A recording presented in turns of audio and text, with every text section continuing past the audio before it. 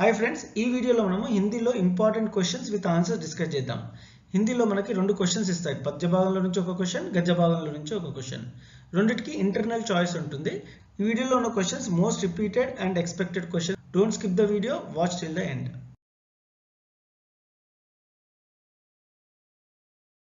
बरसते बादल कविता गुरिंची चूद्दामु. सारांश: बरसते बादल कविता में पंत जी ने वर्षा ऋतु का सुंदर और सजीव चित्रण किया है. पंत जी कहते हैं कि वर्षा ऋतु हमेशा से सबकी प्रिय ऋतु रही है. उसमें भी सावन का महीना अधिक सुंदर और मन भावना होता है. सावन की वर्षा सबका मन मोहित है. सावन के मेघ जमजम बरसते हैं. वर्षा की बूंदे पेड़ों से जनकर जमजम आवाज करती धरती पर गिरती है. मेघों के हृदय में बिजली चमचम चमकती है. दिन में भी वर्षा के कारण अंधेरा छा जाता है. लोगों के दिल में सपने जगने लगते हैं. वर्षा के बरसने पर दादुर टरटर आवाज करते हैं. आसमान पर बादल घुमंडते गरजते हैं. रिमझिम बरसने वाली बूंदों के स्वर हमसे कुछ कहते हैं, अर्थात मन खुश करते हैं. उनके छूते ही शरीर के रोम सिहर उठते हैं. धरती पर जल की धाराएं झरती है. इससे मिट्टी के कण कण में कोमल अकूट फूट पड़ते हैं, अर्थात मिट्टी का हर कण अति प्रसन्न लगता है. वर्षा की धाराओं के साथ कवि का मन झूलने लगता है. वे लोगों को आमंत्रित करता है कि आप सब आइए, मुझे घेर कर सावन की गीत गाइए. हम सब लोगों इंद्रधनुष के झूले में जलने का आनंद ले. यह कामना करें कि मन भावना सावन हमारे जीवन में बार बार आए. एक कविता का विशेषता: इस कविता में प्रकृति का सुंदर चित्रण अंकित किया है. इस कविता से संवेदनशीलता का विकास होता है. कनकन का आधिकारिक पाठ का सारांश लिखो. ये क्वेश्चन अड़गिना ई लेसन लो ई आंसर रायंడి स्टूडेंट्स. श्रम और भुजबल ही मानव समाज का एकमात्र आधार है, भाग्य है. हमारे जीवन में मानव समाज में श्रम का बड़ा महत्व है. जीवन में सफलता पाने के लिए श्रम करना अनिवार्य है. సో లైఫ్లో సక్సెస్ అవ్వడానికి శ్రమించడం చాలా ఇంపార్టెంట్. श्रम ऐसा प्रयास है जिससे असंभव कार्य को भी संभव में आसानी से बदल जा सकता है. సో ఈ కష్టం ఎలాంటిది అంటే అసంభవం కార్య అంటే డిఫికల్ట్ వర్క్ ని కూడా ఆసానీ से बदल सकता है, చాలా ఈజీగా చేస్తుంది. श्रम करने वाला व्यक्ति ही श्रेष्ठ और उच्च स्थान पाता है. ఎవరైతే కష్టపడతారో వాళ్ళే శ్రేష్టమైన స్థానానికి వెళ్తారు. मेहनत ही सफलता का कुंजी है. సో కష్టపడటము సక్సెస్ కి ఒక కీ. कुंजी అంటే కీ. श्रम करने वाला कभी भी जीवन में हारता नहीं है. ఎవరైతే కష్టపడతారో వాళ్ళకి లైఫ్ లో పరాజయం అనేది ఉండదు. सदैव आत्मविश्वास के साथ निरंतर श्रम करते हुए सर्वश्रेष्ठ स्थान को प्राप्त करता है. श्रम करने से यश, संपत्ति, जीवन यापन के लिए आवश्यक सुख सुविधाएं, इज्जत, गौरव, मान सम्मान आदि प्राप्त होता है. శ్రమ పడడం వల్ల ఏమొస్తుంది అంటే యష్ అంటే నేమ్, ఫేమ్, సంపత్తి, ధనము, జీవన్ యాపన్ కే లియే ఆవశ్యక్ సుఖ సువిధాएं. సో లైఫ్ లో కావాల్సిన అన్ని ఫెసిలిటీస్, ఇజ్జత్, ఆధార్, గౌరవం, मान सम्मान आदि प्राप्त होता है. సో కష్టపడటం వల్ల ఇవన్నీ అడ్వాంటేజెస్ ఉన్నాయి. जो व्यक्ति कार्य को पूर्ण करने के लिए श्रम करता है वही सुख पाने का सच्चा अधिकारी है. ఎవరైతే పని చేయడానికి చాలా కష్టపడతారో వాళ్ళే సుఖపడటానికి అధికారి అంటే అర్హులు. श्रम करने वाले को अपने परिश्रम से अपने अनुकूल बना लेता है. ఎవరైతే కష్టపడతారో వాళ్ళు డిఫికల్టీస్ ని కూడా ఈజీగా ఓవర్కమ్ చేస్తారు. नेक्स्ट क्वेश्चन: मीरा की भक्ति भावना पर अपने विचार स्पष्ट कीजिए. मीराबाई कहती है कि मुझे मिली है, मुझे भगवान का नाम रूपी रतन संपत्ति मिली है. मेरे सद्गुरु ने मुझे यह अमूल्य वस्तु दी है. उनकी कृपा से मैंने उसे स्वीकार किया है. जन्म जन्म की भक्ति रूपी मूलधन को मैंने पाया है, लेकिन इसके बदले में संसार के सभी चीजों को खोई हूँ. फिर भी मैं बहुत खुशी हूँ, क्योंकि इस कोई भी नहीं खर्च कर सकता है, कोई भी नहीं लूट सकता है. दिन ब दिन उसमें वृद्धि हो रही है। सच रूपी नाव के नाविक मेरे सद्गुरु है। उन्हीं के सहारे में भगवत उन्हीं के सहारे में भवसागर को पार चुका हूँ।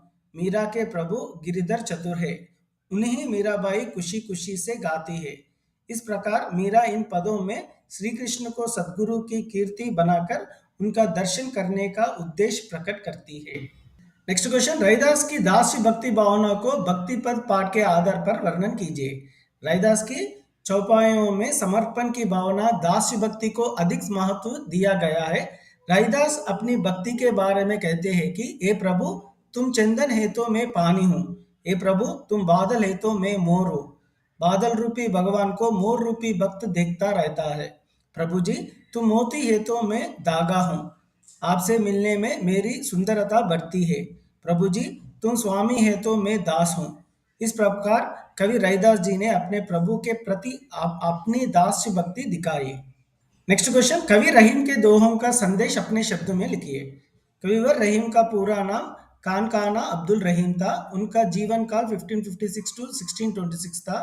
वे सहृदयी, कुशलवीर और राजनीतिज्ञ थे। वे अकबर के दरबार कवि और मित्र थे। वे कई भाषाओं के ज्ञाता कृष्ण भक्त थे।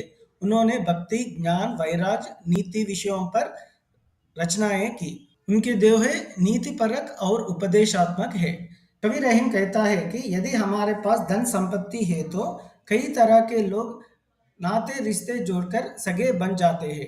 उन लोगों में हमारा सच्चा मित्र कौन है और पराया कौन है, इसका निर्धारण विपत्ति कष्ट कर देता है। संकट के समय सच्चे मित्र ही आप देता है, झूठे लोग तो खिसक जाते हैं। संकट के समय में हाथ देने वाला ही सच्चा मित्र है। रहीम कहता है कि सबको पानी रखना आवश्यक है। पानी के बिना सब व्यर्थ है। पानी का अर्थ होता है चमक, कांति, मान, इज्जत और जल। चमक के बिना मोती, मन के बिना आदमी और जल के बिना चूना बेकार है। चमक के जाने से मोती व्यर्थ होता है। माने के बिना मानव जीवन व्यर्थ है। जल के न रहने से ఇప్పుడు గద్య భాగం క్వశ్చన్ ఆన్సర్స్ చూద్దాం స్టూడెంట్। ఈ ఈద్గాह कहानी చూద్దాం। प्रेमचंद जी के सफल एवं असरदार कहानी है ईदगाह। यह आदर्श युक्त यथार्थवादी भावनाओं से भरपूर है। हमिद 4-5 साल का दुबला पतला भोला भाला लड़का है। उसके माँ बाप चल बसे हैं। अपने बूढ़ी दादी अमीना की देखभाल वह करने लगा है। हामिद एकदम अच्छा और आशावान लड़का है। उसके पैरों के जूत तक ही नहीं है। आज ईद का दिन है। सारा वातावरण सुंदर और सुखदायी है। सब बच्चे अपने पिता के साथ ईदगाह जाने वाले हैं। हामिद भी ईदगाह जाना चाहता है। तब अमीना उसे 3 पैसे देकर ईदगाह भेजना राजी होती है। सब लड़के 3 कोस की दूरी पर स्थित ईदगाह पैदल जाते हैं। वहां नमाज के समाप्त होते ही सब बच्चे अपने मनपसंद खिलौने और मिठाइयाँ खरीद कर खुश रहते हैं। हामिद तो मिठाइयों को ललचाई आंखों से देखता है मगर चुप रह जाता है।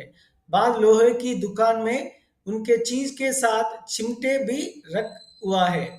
चिमटे को देखकर हामिद को अपनी दादी का ख्याल आता है। वह सोचता है कि चिमटा ले जाकर दादी को देगा तो वह बहुत प्रसन्न होगी और उसके हाथ भी नहीं जलेंगे। ऐसा सोचकर वह दुकानदार को 3 पैसे देकर चिमटा खरीदता है। सब दोस्त उसका मजाक उड़ाते हैं। उसकी परवाह न करके वह गर्व के साथ घर आकर दादी को चिमटा देता है तो पहले दादी नाराज होती है, मगर हामिद के तुम्हारी उंगलियां जलती थी ना, इसलिए मैं इसे लाया कहने पर उसका क्रोध प्रेम में बदल जाता है। हामिद के दिल के चाक, सद्भाव और विवेक गुण से उसका मन गदगद होता है, खुशी के आंसू बहती है। इस तरह ईदगाह के मेले की इस घटना दृष्टि में रखकर हम कह सकता है कि हामिद छोटा है फिर भी विवेक में, प्रेम में अपने साथियों से अलग स्वभाव का लड़का है। लोकगीत ग्रामीण जनता का मनोरंजक साधन है। कैसे लोकगीत గురించి ఏ క్వశ్చన్ అడిగినా ఈ ఆన్సర్ రాయాలి। लोकगीत लोकप्रियता में शास्त्रीय संगीत से भिन्न है। ये जनता के संगीत है। ये घर, गांव और नगर की जनता के गीत है। इनके लिए साधन की जरूरत नहीं होती। इनकी रचना करने वाले भी ज्यादातर गांव के लोगों हैं। स्त्री ने भी इनकी रचना में विशेष भाग लिया है। लोकगीत देश के गांवों और देहातों में है। इनका संबंध देहात की जनता से है। इनकी रचना करने वाले अपने गीतों के विषय रोजमर्रा के जीवन से लेते हैं। लोकगीत की भाषा गांवों और इलाकों की बोलियों से संबंधित है। ये ढोलक, झांझ, करताल, बांसुरी की मदद से गाए जाते हैं। ये लोकगीत कश्मीर से कन्याकुमारी तक प्रसिद्ध है। इसके आधार पर हम कह सकता है कि ग्रामीण जनता के मनोरंजन के साधन लोकगीत है।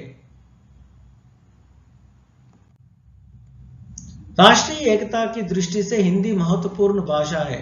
इस पर अपने विचार व्यक्त कीजिए। अब हिंदी न केवल भारत की बल्कि विश्व की भाषा बन चुकी है। संसार के विविध क्षेत्रों में हिंदी करोड़ों लोगों की जीविका बन चुकी है। आज भारत के अलावा బంగ్లాదేశ్, నేపాల్, మయన్మార్, భూటాన్ ఇవన్నీ దేశాల్లో अंतर्राष्ट्रीय आदि देशों में हिंदी की मांग बढ़ती जा रही है। हिंदी की साहित्य रचना में वहां के हिंदी साहित्यकारों का विशेष योगदान है। विदेशों में भारतीयों से आपसी व्यवहार करने के लिए वहां के लोग भी हिंदी सीख रहे हैं।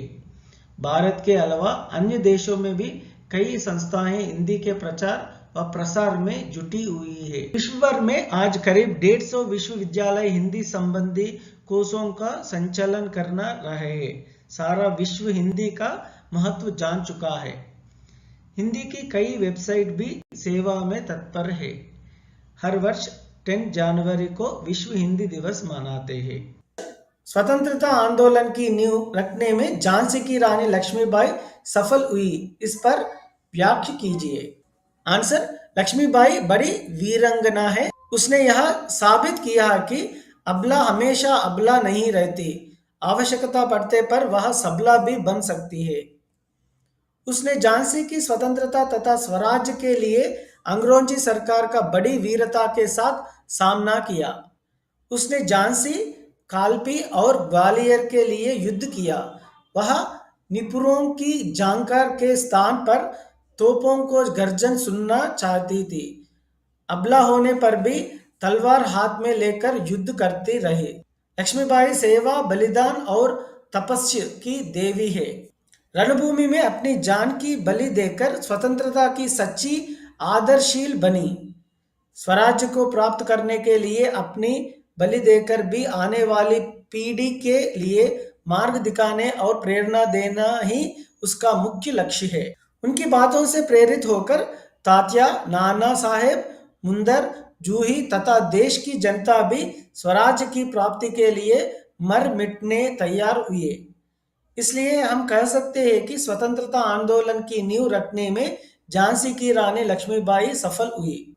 जल की समस्या को समाप्त करने में छात्र क्या सहयोग दे सकते हैं? आज संसार के सभी देशों में जल का समस्या बनी हुई है। ऐसी खास और प्रभावशील समस्या का हल निकालकर कुछ जीवन बताने का यत्न करना सब लोगों का प्रमुख कर्तव्य है। जल ही जीवन है। जल के बिना हमारा जीवन ही नहीं है। जल की समस्याओं को समाप्त करने में छात्र निम्न प्रकार से सहयोग दे सकते हैं। Below are the suggestion given by the students. जल का आवश्यकतानुसार ही इस्तेमाल करना चाहिए। जल को दूषित होने से बचाना चाहिए। गंदगी, कूड़े कचरों को जल प्रवाहों में गिराने को रोकना चाहिए। कुओं के पानी को दूषित होने से बचाकर इस्तेमाल करना चाहिए। वर्षों को पानी को इकट्ठा करने का प्रबंध करना चाहिए। जल की बचत के लिए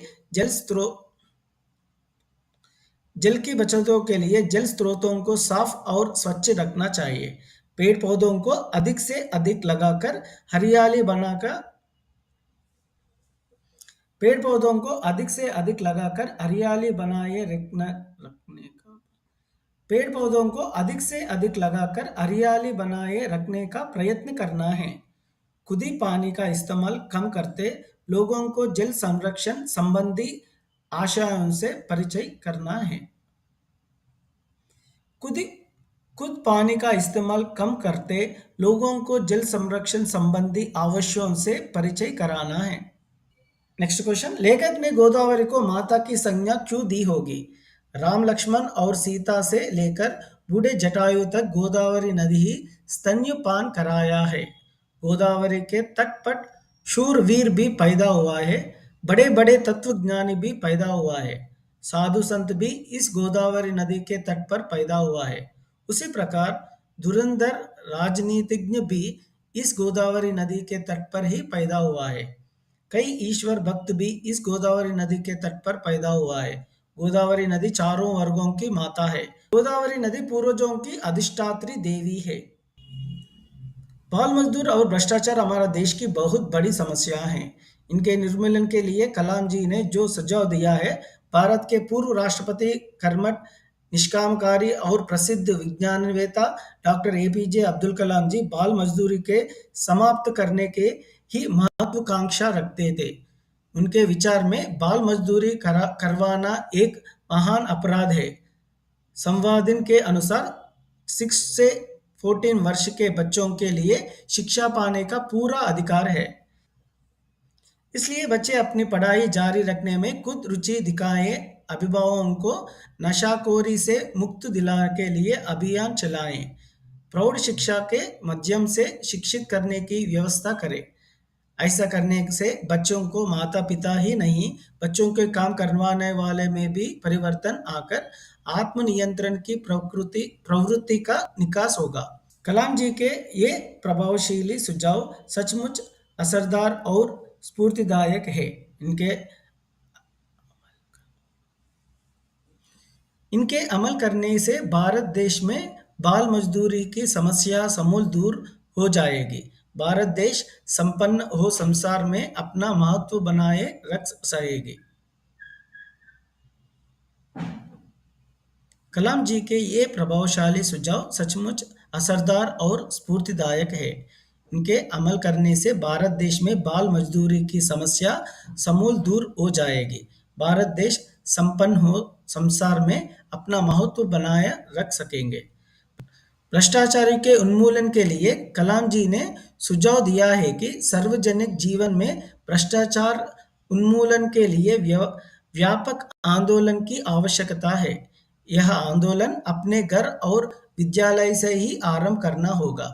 भ्रष्टाचार उन्मूलन में 3 लोग अधिक सहायक हो सकते हैं: माता पिता और प्राथमिक विद्यालय के शिक्षक।